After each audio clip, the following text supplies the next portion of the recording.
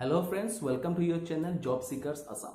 বহুত দিনৰ মূৰে লৈ আহিছোঁ এটা government job advertisement. So government job হয়, ভাল স্যালাৰি আছে আৰু সকলো গ্ৰেজুৱেট ভাই ভণ্টিসকলে এপ্লাই কৰিব পাৰিব।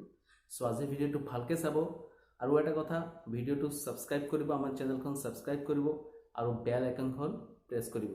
নহলে কালি আকৌ যদি মই নতুন এটা এডভাৰটাইজমেণ্ট আপলোড কৰোঁ, ভিডিঅ' বনাই আপলোড কৰোঁ, তেতিয়া আপুনি নটিফিকেশ্যন নাপাব আৰু এপ্লাই কৰা লাষ্ট ডেটটো যাবগৈ, আপুনি মিছ কৰিব অপৰচুনিটি। সো আজিৰ ভিডিঅ'টো ষ্টাৰ্ট কৰিলোঁ।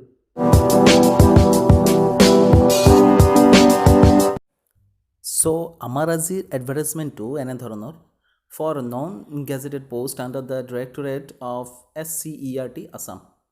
So in pursuance of the government approval by number DRCR dated 15 September 2020, online applications are invited through the official website https://scert.assam.gov.in from the eligible candidates who are citizens of India as defined under Articles 5 to 8 of the Constitution of India. So prothom post to whole name of the post Law Division Assistant LDA. Pay band diya ase yat 14,000 or 49,000. Grade pay ase 6,200. Number of post 5 5টা post আছে। Reservation আপনি চাব পাৰে ইউআৰৰ কাৰণে 2টা আৰু ST প্লেনৰ কাৰণে 3টা, 1 ফৰ লোকোমোটৰ ডিসেবিলিটি। ইয়াৰ কোৱালিফিকেশ্যন ৰিকুৱাৰমেণ্ট আছে graduate in any stream, diploma certificate in DTP typewriting from any government recognised institute, proficiency in typing of official language will be preferred. So আমাৰ গ্ৰেজুৱেট ভাই ভণ্টিসকল সকলে apply কৰিব পাৰিব, কাৰণ তেখেতৰ ডিপ্লোমা আৰু কম্পিউটাৰ যিবিলাকৰ চাৰ্টিফিকেট আছে তেখেতৰ লগত থাকে, আজিকালি তেখেতে কোৰ্চ কৰা থাকে। সো তেখেতে ইজিলি এপ্লাই কৰিব পাৰিব। আমাৰ ছেকেণ্ড পোষ্টটো হ'ল লেবৰেটৰী এছিষ্টেণ্ট। পে'মেণ্ট 14,000 পৰা 49,000। গ্ৰেড পে ইয়াত আছে 6,200। নাম্বাৰ অফ পোষ্ট 3, 3টা পোষ্ট আছে। সো 3টা পোষ্টৰ ভিতৰত ইউআৰৰ কাৰণে ৰিজাৰ্ভ আছে এটা, ST প্লেন আৰু ST হিলছৰ কাৰণে এটা এটাকৈ পোষ্ট ৰিজাৰ্ভ আছে। আৰু ইয়াৰ ৰিকুৱাৰমেণ্ট হ'ল BSc in physics, chemistry or biology passed with proficiency in computer application. আমাৰ থাৰ্ড পোষ্টটো হ'ল লাইব্ৰেৰী এছিষ্টেণ্ট। ইয়াৰ পে'মেণ্ট হ'ল 14,000 পৰা 49,000। ইয়াৰ গ্ৰেড পে' হ'ল 6,200। ইয়াত মাত্ৰ এটা পোষ্ট আছে। ইয়াৰ পোষ্টটো ইউআৰৰ কাৰণে ৰিজাৰ্ভ আছে। ইয়াৰ qualification requirement or graduate in any discipline. Graduate requirement preference will be given to the candidates who possess degree in library and information science having knowledge in computer application. Next post to hold statistical assistant. Pay band 14,000 or 49,000. Yat grade pay hold 7,600. Yat eta matra post ase aru yar post to UR karone reserved ase. Qualification বিচাৰি আছে graduate in any stream with any one of the following subjects: economics, statistics, mathematics. Knowledge in computerized data entry is desirable. Computerized data entry অলপ knowledge লাগিব ইয়াত। Next পোষ্টটো হ'ল stenographer. Payment হয় 14,000 পৰা 49,000। ইয়াত গ্ৰেড পে' আছে 8,700। ফ্ৰেণ্ডছ, গ্ৰেড পে' বহুত ভাল আছে, চেলাৰি বহুত বেছি থাকিব। 8,700। পোষ্ট 1 ইউআৰৰ কাৰণে ৰিজাৰ্ভ আছে। ইয়াত কোৱালিফিকেশ্যন বিচাৰিছে graduate in any stream, diploma in shorthand writing from industrial training institutes in Assam by the National Council for Vocational Trade, or diploma in stenography from government recognized polytechnic of the state and having influence in English. He or she has to pass the shorthand test. Minimum speed one should have in 80 words per minute. Candidate must have sound knowledge in computer application. So friends, চাওক stenographer কাৰণে post আছে আৰু বহু কেইটামান post ওলায় ডিপাৰ্টমেণ্টত, various ছেক্টৰত, ৰেলৱেৰ পৰা ভেৰিয়াছ ডিপাৰ্টমেণ্টত ষ্টেনোগ্ৰাফাৰৰ পোষ্ট ওলায়। বাট বেছিভাগ ল'ৰা ছোৱালীয়ে, আমাৰ ভাই বন্ধুবিলাকে ষ্টেনোগ্ৰাফাৰ কোৰ্চটো ইগন'ৰ কৰি দিয়ে, নকৰে।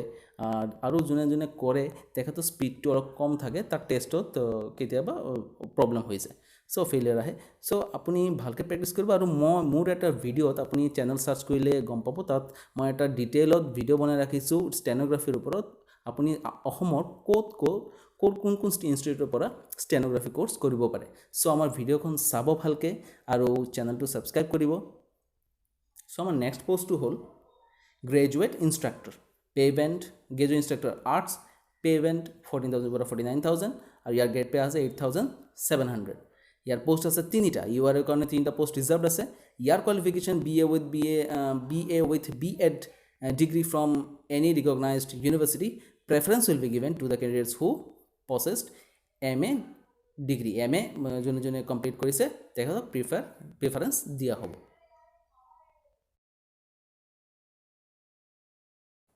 আমাৰ নেক্সট পোষ্টটো হ'ল assistant teacher arts pay band 14,000 পৰা 49,000 ইয়াৰ গ্ৰেড পে আছে 8,700 পোষ্ট আছে মাত্ৰ এটা OBC আৰু MOBC কাৰণে ৰিজাৰ্ভ আছে আৰু কোৱালিফিকেশ্যন ৰিকুৱাৰমেণ্ট হ'ল BA with major in any subject and BEd degree from any recognised university preference will be given to the candidates having master degree in arts আৰ্টছত যোনে যোনে মাষ্টাৰ ডিগ্ৰী কৰিছে তেখেতক preference দিয়া হ'ব নেক্সট পোষ্টটো হ'ল assistant teacher science pay band 14,000 পৰা 49,000 আৰু ইয়াৰ গ্ৰেড পে হয় 8,700 পোষ্ট হ'ল দুটা আৰু ৰিজাৰ্ভ আছে UR কাৰণে এটা ST প্লেনৰ কাৰণে এটা ইয়াৰ ৰিকুৱাৰমেণ্ট হ'ল BSc with major in physics chemistry and BEd degree from any recognised university preference will be given to the candidates having MSc degree next পোষ্টটো হ'ল এছিষ্টেণ্ট টিচাৰ আৰু ইয়াৰ পে'মেণ্ট হ'ল 14,000 পৰা 49,000 চ' বন্ধুসকল মই এটা বস্তু লক্ষ্য কৰিছোঁ ইয়াত গোটেইকেইটাত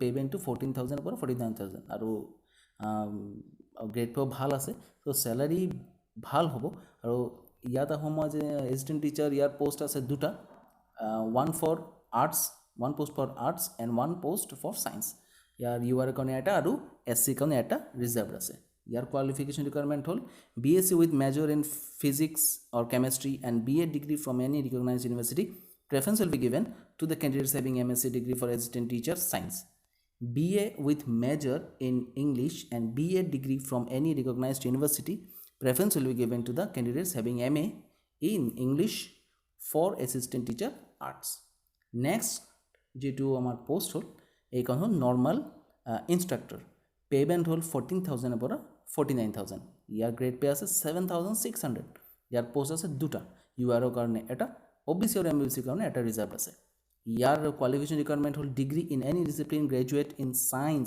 অৰ arts with BEd degree from any recognised university preference will be given to the candidates having master degree in science or arts science আৰু আৰ্টছৰ মাষ্টাৰ ডিগ্ৰী থাকিলে তেখেতক প্ৰিফাৰেঞ্চটো দিয়া হ'ব নেক্সট পোষ্টটো হ'ল ইনষ্ট্ৰাক্টৰ ইয়াৰ পে'মেণ্ট কিমান আছে 14,000 পৰা 49,000 ইয়াৰ গ্ৰেড পে হ'ল 8,700 চেলাৰী বহুত ভাল হ'ব ইয়াৰ পোষ্ট আছে দুটা মন কৰিব UR কাৰণে এটা আৰু OBC MBC কাৰণে এটা ৰিজাৰ্ভ আছে BA with major in any subject and BEd degree from any recognized university preference will be given to master degree in arts আৰ্টছৰ যোনে মাষ্টাৰ ডিগ্ৰী কৰিছে তেখেতক প্ৰেফাৰেঞ্চ দিয়া হ'ব নেক্সট পোষ্টটো হ'ল আমাৰ ক্ৰাফ্ট ইনষ্ট্ৰাক্টৰ ক্ৰাফ্ট পে'মেণ্ট 14,000 পৰা 49,000 আৰু গ্ৰেড পে আছে 7,600 ইয়াৰ পোষ্ট আছে তিনিটা UR কাৰণে দুটা আৰু OBC MBC কাৰণে এটা আৰু ইয়াৰ ৰিকুৱাৰমেণ্ট হ'ল degree in any discipline from any recognised university with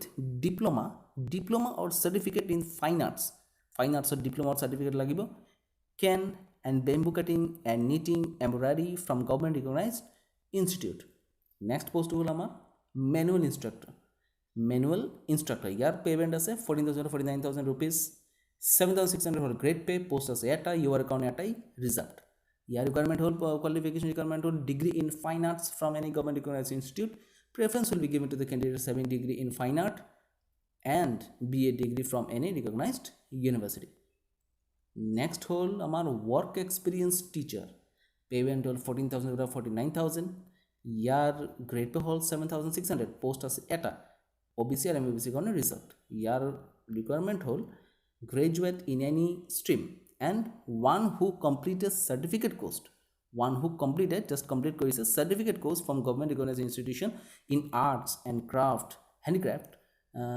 cutting knitting embroidery and tailoring proficiency in the use of ICT for educational purpose is desired so my next post হ'ল drawing instructor payment 14,000 পৰা 49,000 ইয়াৰ grade pay হ'ল 7,600 post এটা আছে UR কাৰণে reserved ইয়াৰ requirement হ'ল degree in fine arts from any government recognised institute preference will be given to the candidates having degree in fine art and BEd degree from any recognised university next পোষ্টটো হ'ল music instructor ইয়াৰ payment হ'ল 14,000 পৰা 49,000 ইয়াৰ grade pay হ'ল 8,700 ইয়াৰ মাত্ৰ এটা post আছে UR কাৰণে reserved bachelor in মিউজিকৰ বেচেলাৰ ডিগ্ৰী হ'ব লাগিব from any recognised university preference will be given to the candidates having master degree in মিউজিকত মাষ্টাৰ ডিগ্ৰী থাকিলে তেখেতক প্ৰেফাৰেঞ্চ দিয়া হ'ব চ' নেক্সট পোষ্টটো হ'ল আমাৰ লাইব্ৰেৰিয়ান ইয়াৰ পেমেণ্ট আছে 14,000 পৰা 49,000 ইয়াৰ গ্ৰেড পে আছে 7,600 পোষ্ট আছে 4টা মন কৰিব ফ্ৰেণ্ডছ পোষ্ট আছে 4টা সো ইউআৰ কাৰণে দুটা ওবিসি এমওবিসি কাৰণে এটা আৰু এসটি প্লেনৰ কাৰণে এটা ৰিজাৰ্ভড আছে ইয়াৰ ৰিকুৱাৰমেণ্ট কি Bachelor in Library and Information Sciences from any government recognized university. Candidates must have knowledge in computer application knowledge thaka lagibo and software in the concerned field. Preference will be given to the candidates who possessed MLI Science from any government recognized university.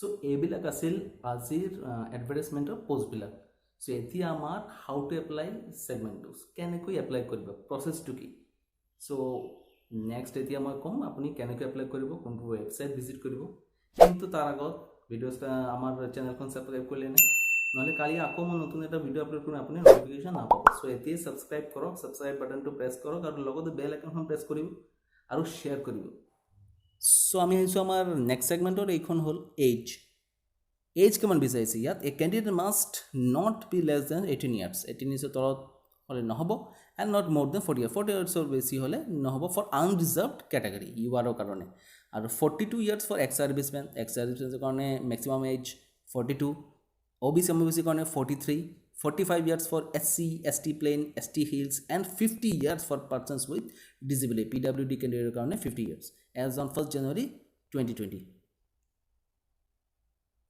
Reservation. Eta him amar reservation for ST, ST, OBC, MOBC in accordance with the provisions of Assam Scheduled Caste and Scheduled Tribe OBC, MOBC as per the Government Memorandum Number diya ase yat. So how to apply? Kenuke apply korim? Candidates will have to apply through online in the website. So moi to website visit korisu https://scert.assam.gov.in apni visit koribo tar format ase apni format to bhalke fill up koribo first registration koribo tar paso fill up koribo aru kiba problem hole muk comment box comment koribo moi apunak aru et suggestion belag video bana na hole tatei moi comment reply moi apunak kom.